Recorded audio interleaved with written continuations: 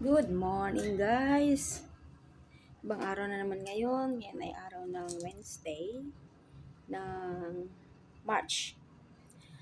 So, andito ako ngayon sa bus station ng Tamateya, malapit sa aming grocery store na Pack and Save. Nag-iintay ako ng bus papunta sa aking pinagtatrabahuan, which is ang Best Start Educare. So, as you all know na ang aking trabaho ay isang ECE teacher dito sa New Zealand. So, ilang sandali lang ay paparating na ang bus. Hintayin natin.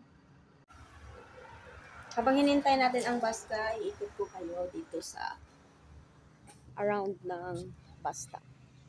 Ayan si Lolo, nag-iintay din.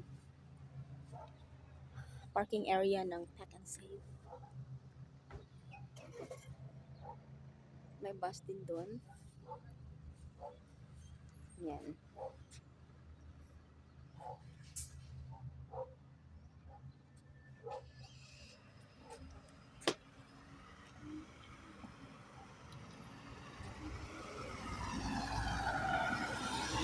Kumano.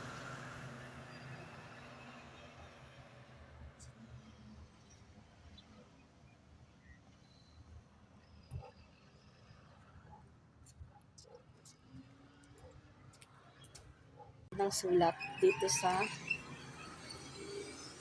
Napier. Ewan ko lang doon sa Wellington at Auckland. Sulat lang yon. NZ Post.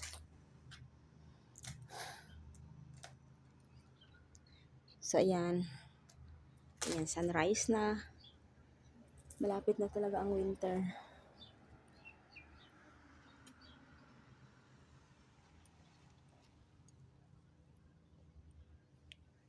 Good morning. You're waiting for the Kmart bus as well, are you? I'm waiting for the bus 13. Hey? Bus 13. Bus 13 is already coming? Well, it should be. Oh, yeah. Should be here by now. It's alright. There. There's still one more bus that I can go with. Yeah. Yeah. Number 2.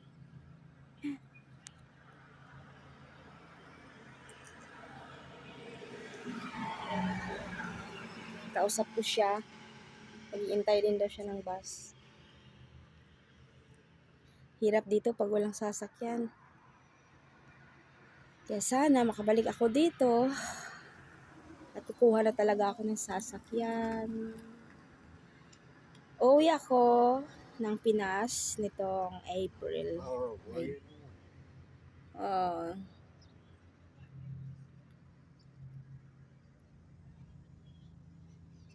So, pagdating ko sa Pinas, ang una kong gagawin, pupunta ako ng LTO, kuha ako ng affidavit of loss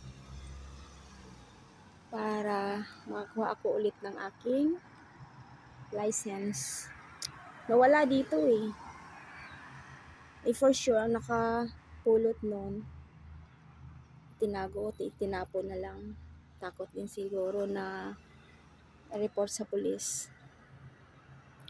Ay nako, sige lang. Kasi pag ganito, wala kang sasakyan, kailangan mag-intay ka ng bus for 1 hour. Lalo na kapag ma-miss mo. Ay nako, mahirap.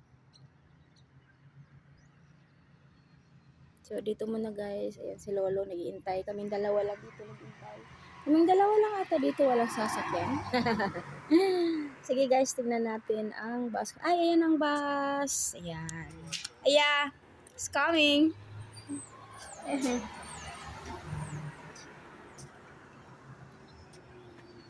Yan, andito na ang bus.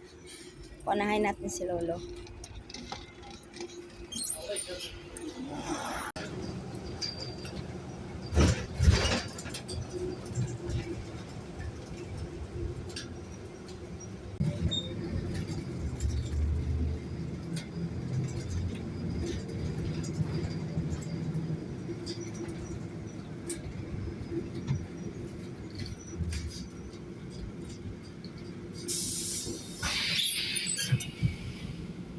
Morning.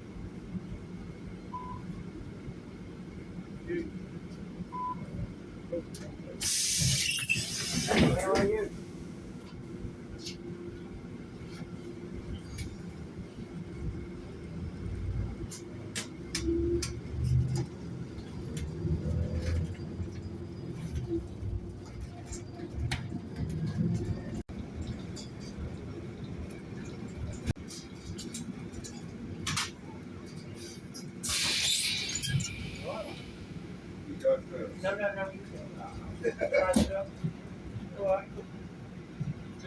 Thank you. Hurry, hurry.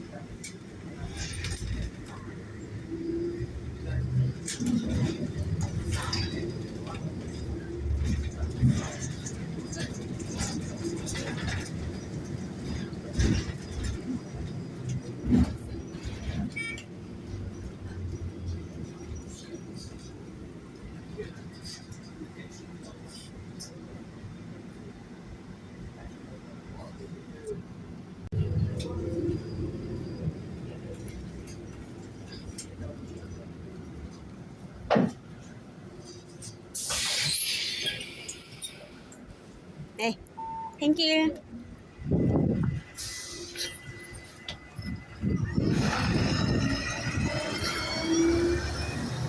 Tawid na tayo, guys.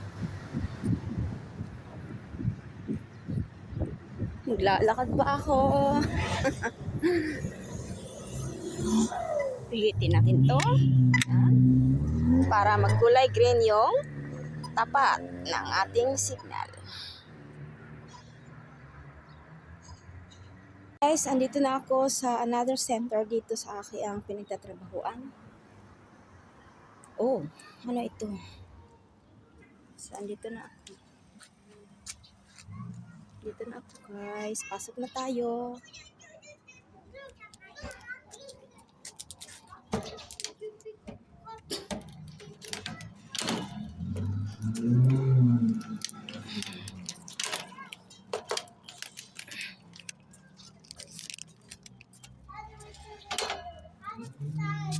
Yan na mga bata. Okay guys, thank you for watching. Andito na ako. Bye!